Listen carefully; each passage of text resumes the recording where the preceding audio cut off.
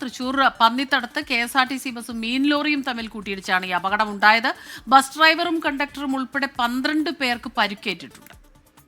ഈ junction cut ചെയ്ത് വരുമ്പോൾ ഈ രണ്ട് സ്റ്റോപ്പിംഗ് ഉണ്ട്. ഈ രണ്ട് സ്റ്റോപ്പിംഗ് കഴിഞ്ഞ് സ്ലോ ആയിട്ടാണ് വന്നത്. പക്ഷേ ഇപ്പുറത്തുനിന്ന് ലോറി അത്യാവശ്യം സ്പീഡിൽ നിന്ന് വന്നതാണ്. പക്ഷേ ഈ ഇവിടെ വന്നപ്പോൾ ബസ് സ്റ്റോപ്പ് ചെയ്ത് വെട്ടിച്ചപ്പോഴാണ് ഈ ലോറി കേടി ഇടിച്ചത്. ഞാൻ കണ്ടുകൊണ്ടിരിക്കുമായിരുന്നു. ഞാൻ ഫോൺ നോക്കിക്കൊണ്ടിരിക്കുന്ന ടൈമിലാണ് ഈ ലോറി ഒന്ന് ഇടിച്ചത്. ലോറി വന്ന് ഇപ്പുറത്ത് നല്ല സ്പീഡിൽ വന്നിട്ടാണ് ഇടിച്ചത്. ഇല്ലെന്ന് പറയാനില്ല. അവർ ഇടിക്കുക വിൻഡോ പൊടിച്ച് താഴെ വീണെന്ന് ഞാൻ കണ്ടുകൊണ്ടിരിക്കുകയായിരുന്നു.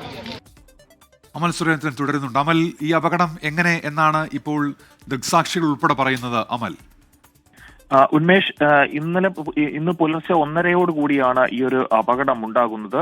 കോഴിക്കോട് നിന്ന് കുമളിയിലേക്ക് പോകുകയായിരുന്ന KSRTC ബസ്സും കുന്നംകുളം ഭാഗത്തു നിന്ന് വരികയായിരുന്ന മീൻ ലോറിയും തമ്മിലാണ് കൂട്ടിയിടിച്ചത്. കണ്ടക്ടറും ഡ്രൈവറും ഉൾപ്പെടെ 12 പേർ KSRTC യാത്രക്കാരായിരുന്ന അല്ലെങ്കിൽ KSRTC ബസ്സിൽ ഉണ്ടായിരുന്ന 12 പേർക്ക് പരിക്കേറ്റിട്ടുണ്ട്.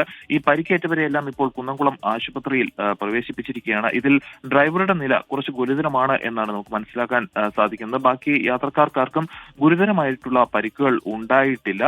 ഏതായാലും ഈ ഒരു അപകടം ഉണ്ടായത് വളരെ ഭീതിതമായിട്ടുള്ള ഒരു കാര്യമായിരുന്നു. അവിടുത്തെ ദൃക്സാക്ഷികളുടെ എല്ലാം വാക്കുകളിൽ നിന്ന് മനസ്സിലാക്കുന്നത് കൃത്യമായിട്ടുള്ള ഒരു ജാഗ്രത ഈ മീൻ ലോറി ഓടിച്ചിരുന്ന ഡ്രൈവറുടെ ഭാഗത്തു നിന്ന് ഉണ്ടായിട്ടില്ല എന്നൊരു ആരോപണം ഈ ഒരു ദൃക്സാക്ഷികളുടെ ഭാഗത്തു നിന്ന് ഉണ്ടാകുന്നുണ്ട്. ഏതായാലും ഇപ്പോൾ മനസ്സിലാക്കുവാൻ സാധിക്കുന്നത് ഡ്രൈവറുടെ നിലയിൽ മാത്രമാണ് ഗുരുതരമായിട്ടുള്ള ഒരു ആരോഗ്യസ്ഥിതി നിലനിൽക്കുന്നത്. ഏതായാലും പോലീസ് അടക്കം ഇവിടെ എത്തി സ്ഥിതി വിവരങ്ങൾ പരിശോധിച്ചു വരികയാണ്. കൂടുതൽ വിവരങ്ങൾ അടുത്ത മണിക്കൂറുകളിൽ നമുക്ക് ലഭിക്കുന്നതായിരിക്കും. ഉന്മേഷ്,